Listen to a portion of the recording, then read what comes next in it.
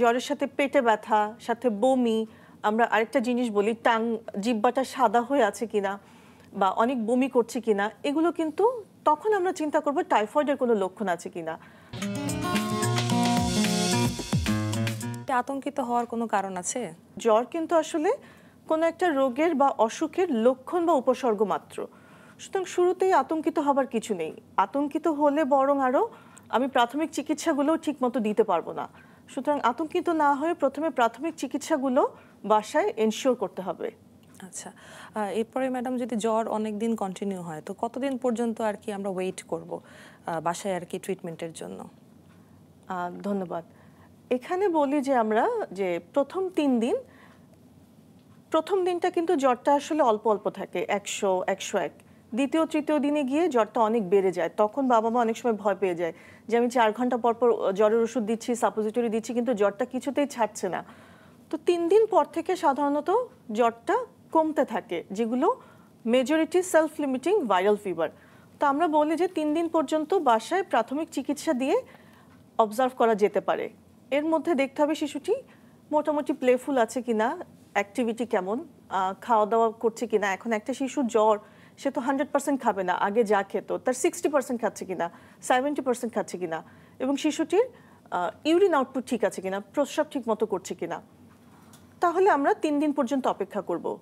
তবে এই 3 দিনের মধ্যে যদি শিশুর জ্বরের পাশাপাশি অন্য কোনো লক্ষণ দেখা দেয়, যেমন শিশুটির শ্বাসকষ্ট দেখা দেয়, অথবা যদি শিশুটির গায়ে জ্বরের সাথে কোনো র্যাশ দেখা দেয়, বা শিশুটির কোনো খিঁচুনি দেখা দেয়, পেটে ব্যথা, বা বমি করছে ঘন্টায় 3 বার বা তার অধিক, যা খাওয়াচ্ছে তাই বমি করে দিচ্ছে, বা পেশাবের পরিমাণটা আগের চেয়ে কমে গেছে, পরিমাণেও কমে গেছে এবং অনেকক্ষণ থেকে পেশাব করছে না, বা শিশুর পাতলা পায়খানা শুরু হয়েছে, এই লক্ষণগুলো দেখা গেলে কিন্তু আমরা 3 দিন পর্যন্ত অপেক্ষা করব না, তার আগেই শিশু চিকিৎসকের শরণাপন্ন হব।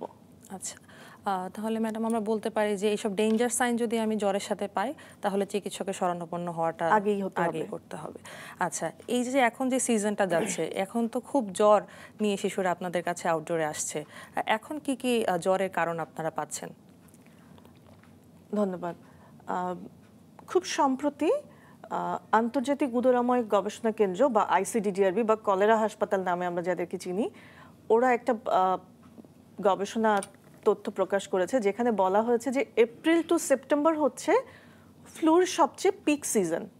তো এখন আমরা যে জ্বরগুলো পাচ্ছি এখানে বেশিরভাগই কিন্তু সেলফ লিমিটিং, যেটা নিজে নিজে ভালো হয়ে যায়, ভাইরাল ফিভার, এবং সেটার বেশিরভাগ কারণই কিন্তু ফ্লু, ইনফ্লুয়েঞ্জা যেটাকে আমরা বলি, ইনফ্লুয়েঞ্জা টাইপ A অথবা B, এটা হচ্ছে মেজরিটি। এছাড়াও জ্বরের আরও কিছু কারণ থাকে। ওই যে বললাম, যখন 3 দিন পর শিশুটি অন্য কোনো লক্ষণ নিয়ে বা ডেঞ্জার সাইন নিয়ে আবার চিকিৎসকের কাছে আসবে, তখন কিন্তু তিনি চিন্তা করবেন এই জ্বরের ভাইরাল ফিভার ছাড়াও অন্য কোনো কারণ হতে পারে। সেই কারণগুলো কি কি হতে পারে?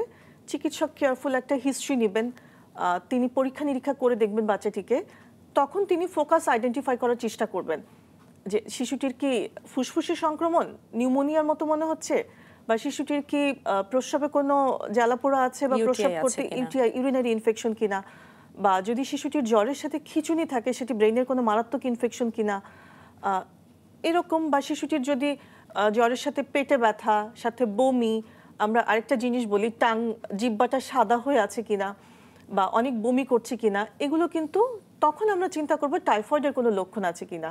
তো এই জিনিসগুলো আমরা তখন চিন্তা করব শিশুটিকে দেখে।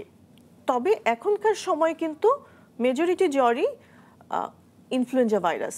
এই ভাইরাস ছাড়াও আরও কিছু ভাইরাস আছে, যেমন রাইনো ভাইরাস, অ্যাডেনো ভাইরাস।